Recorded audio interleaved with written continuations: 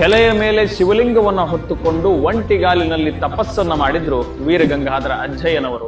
ಕೇದಾರದ ಪೀಠ ಇದು ನಮಗೆ ಸೇರ್ಬೇಕು ಅಂತ ಹೇಳಿ ಸಾಕಷ್ಟು ಮತ ಸಂಪ್ರದಾಯದವರು ಅದನ್ನ ದಾವೆಯನ್ನ ಹೂಡಿರ್ತಾರೆ. ಅಲಹಾಬಾದ್ ಕೋರ್ಟ್ ನಲ್ಲಿ ಕೇದಾರ ಪೀಠ ಇದು ನಮ್ಮದಾಗಬೇಕು ಅಂತ ಬೇರೆ ಬೇರೆ ಸಂಪ್ರದಾಯದವರು ಮತದವರು ಅದನ್ನ ದಾವೆಯನ್ನ ಹೂಡಿದಂತಹ ಸಂದರ್ಭದಲ್ಲಿ ವೀರಗಂಗಾಧರ ಜಗದ್ಗುರುಗಳು ಮುಕ್ತಿ ಮಂದಿರ ಧರ್ಮ ಕ್ಷೇತ್ರದಲ್ಲಿ ತಲೆಯ ಮೇಲೆ ಶಿವಲಿಂಗವನ್ನ ಹೊತ್ತುಕೊಂಡು 3-4 ದಿವಸಗಳ ಕಾಲ ಒಂಟಿ ಕಾಲಿನಲ್ಲಿ ಅದರ ಅನುಷ್ಠಾನವನ್ನ ಮಾಡಿ ತಪಸ್ಸನ್ನ ಮಾಡಿ ಆ ಅಲಹಾಬಾದ್ ಹೈಕೋರ್ಟಿನ ತೀರ್ಪು ಸಹಿತ ಈ ಕೇದಾರ ಪೀಠ ಎನ್ನುವಂಥದ್ದು ಪಂಚಪೀಠಗಳಿಗೆ ಸೇರಬೇಕೆನ್ನುವಂತಹ ಆದೇಶ ಬರುವಂತೆ ಶಿವನಲ್ಲಿ ತಪಸ್ಸನ್ನ ಮಾಡ್ತಾರೆ. ಬಹಳಷ್ಟು ದಿನಗಳಿಂದ ಪಂಚಪೀಠಗಳಲ್ಲಿ ಒಂದಾಗಿರುವಂತಹ ಕೇದಾರದ ಪೀಠಕ್ಕೆ ಜಗದ್ಗುರುಗಳಿಲ್ಲದೆ ಅದು ವ್ಯಾಜ್ಯದಲ್ಲಿತ್ತು. ಈ ವ್ಯಾಜ್ಯವನ್ನ ಬಗೆಹರಿಸಬೇಕು ಅಂತ ಹೇಳಿ ವೀರಗಂಗಾಧರ ಜಗದ್ಗುರುಗಳು 3-4 ದಿನಗಳ ಕಾಲ ತಲೆಯ ಮೇಲೆ ಶಿವಲಿಂಗವನ್ನ ಹೊತ್ತುಕೊಂಡು ಒಂಟಿಗಾಲಿನಲ್ಲಿ ನಿಂತುಕೊಂಡು ಅನುಷ್ಠಾನವನ್ನ ಮಾಡುವ ಮೂಲಕ ಅಲಹಾಬಾದಿನ ಕೋರ್ಟಿನ ಆ ತೀರ್ಪು ಪಂಚಪೀಠಗಳ ಪರವಾಗಿಯೇ ಬರುವಂತೆ ಮಾಡಿ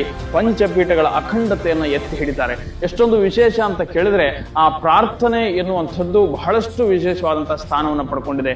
ಕೆಲವೊಂದಿಷ್ಟು ಬಾರಿ ಪ್ರಯತ್ನ ವಿಫಲ ಆದರೂ ಸಹಿತ ಪ್ರಾರ್ಥನೆ ಅನ್ನೋದು ವಿಫಲವಾಗೋದಿಲ್ಲ.